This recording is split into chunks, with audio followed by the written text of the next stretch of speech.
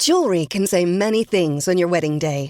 As a wedding band, it can say, "This is a forever symbol of our forever love." As a gift to your wedding party, it can say, "Thanks for standing up there with us." Blue Nile can help you find the piece that says it all and says it beautifully, with expert guidance and a wide assortment of jewelry of the highest quality at the best price. Go to BlueNile.com and experience the convenience of shopping Blue Nile, the original online jeweler since 1999. That's BlueNile.com.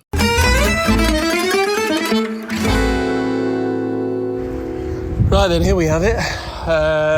9:33, so the game is a 6 o'clock kickoff.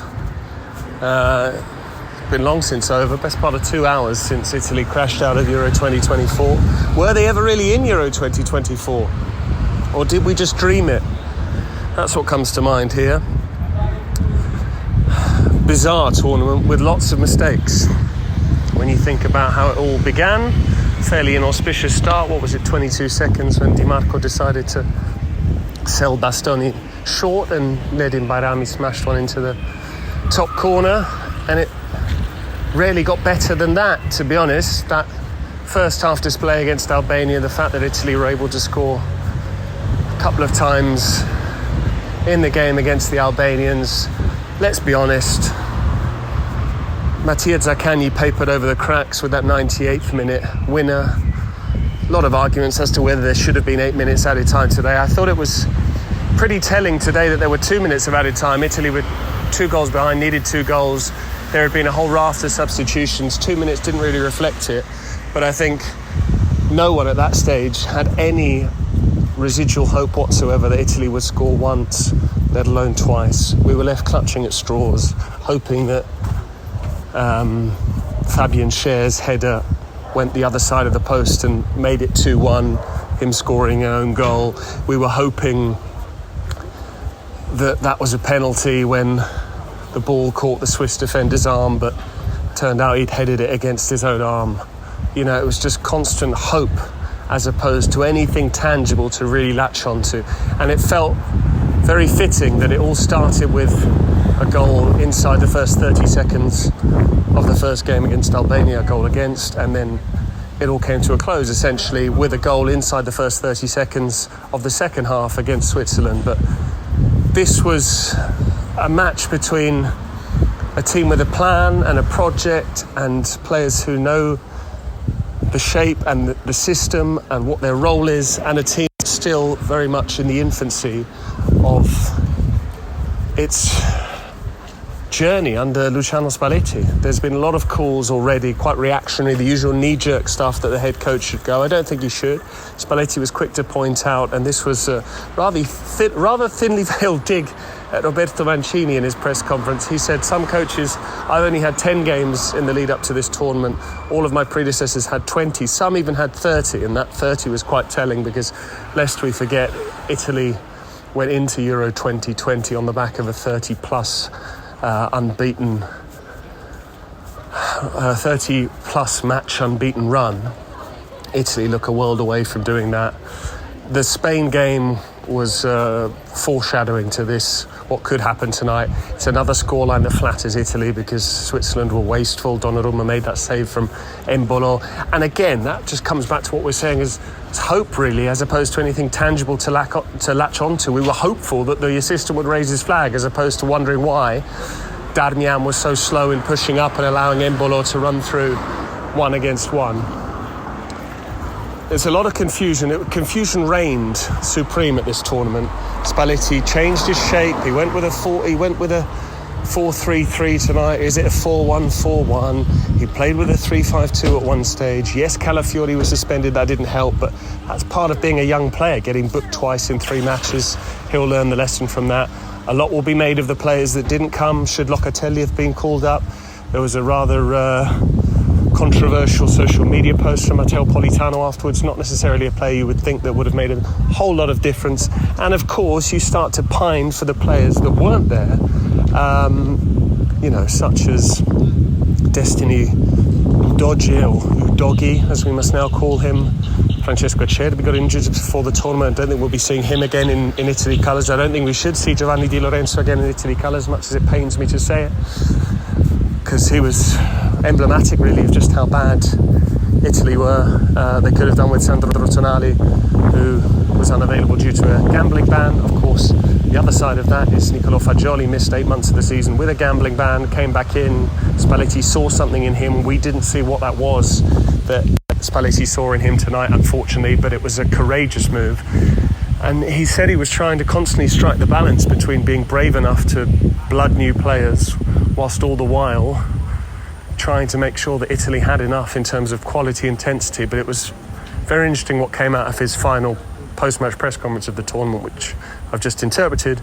And what he was essentially saying was Italy don't have the same fitness levels, they don't have the same engine and tempo and intensity as their rivals, and that's been very apparent to him. So they've been trying to work on that in the training ground. He feels it didn't help the way the season ended. He alluded to the fact that despite him being in constant touch with Simone Inzaghi as to Inter's training sessions, he felt that Inter winning the league so early on was not particularly beneficial to the Italy internationals in the Inter squad, because he says even though they were doing very competitive training sessions, he felt some of that competitive fire went out of the players as and when they secured the Scudetto, which, lest we forget, happened with 5 games to spare. So there are mitigating circumstances. Spalletti was very quick to stress that he wasn't trying to point to any excuses, that he holds his hands up, this is on him, but he does feel he needs time. I tend to agree with him that it would be foolish to start again from scratch. We were always saying that it was about building towards the next World Cup. It's inconceivable that Italy, well, it should be inconceivable that Italy failed to qualify for 3 consecutive World Cups. But on the basis of this, it's going to be a long road ahead. It's a 48-team World Cup, lest we forget, so the qualifying process will be more benign than it has been in the past. But this was definitely a tournament too soon. Spalletti did well to get Italy to Euro 2024. Lest we forget, the qualifying campaign had been compromised by Roberto Mancini. His team really peaked at Euro 2020, played in 2021, so 3 years ago. And Federico Chiesa really peaked at that tournament as well, and he's never been able to get anywhere near the level he showed in that tournament. And again, there's a big difference there. In tournament football, you can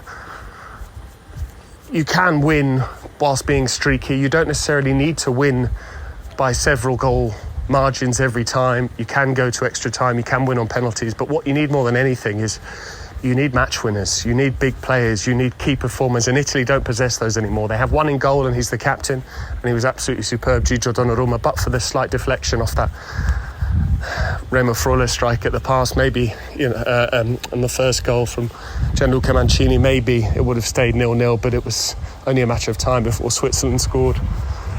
But aside from Donnarumma, who are we looking at? On paper, Barella, yes, possibly. On paper, Bastoni, yes, possibly. Oh, there's your man. But beyond that, I don't really know who we're looking at. Scamacca was pitiful in this tournament. I don't like to pile in and be very critical, but I think Federico Chiesa showed the limitations of his game. Head down and just try and run, and limited, and also very quick to blame his teammates when something goes awry. Calafiori emerges from this tournament with credit. Donnarumma shows why PSG bought him in the first place, why Rino Gattuso gave him his Milan debut at age 16. Or it was Sinisa Mihajlovic, wasn't it? I apologise, the late Sinisa. And there's a lot of work to be done. And Spalletti basically said that Italy don't possess the quality, and not only that, when they do think they have the quality, they're not able to show that quality under strain, basically, when the opposition are pressing them aggressively, when the tempo is high. It was 2 more points, essentially. One was the final question of the press conference, which came to an ignominious end, was a Swiss journalist rather sneeringly saying that Switzerland played like a Ferrari and Italy looked like a Fiat Panda, to which Luciano Spalletti bristled at that suggestion, even asked the journalist for his name and his media organisation. So that wasn't particularly nice from either side. And finally, it really struck a chord with me, because 3 years ago I was interpreting remotely for Italy's press conference, as I was doing tonight. And on that occasion at 2 a.m, I was interrupted by a cacophony of car horns as Italy celebrated becoming European champions for the second time. Tonight there were several car horns, but they only came about because there was a double-parked car beneath my flat.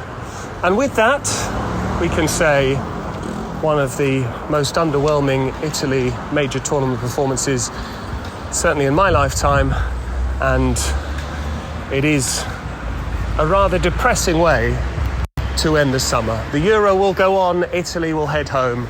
That's Kendrick signing off for Serie Chronicles.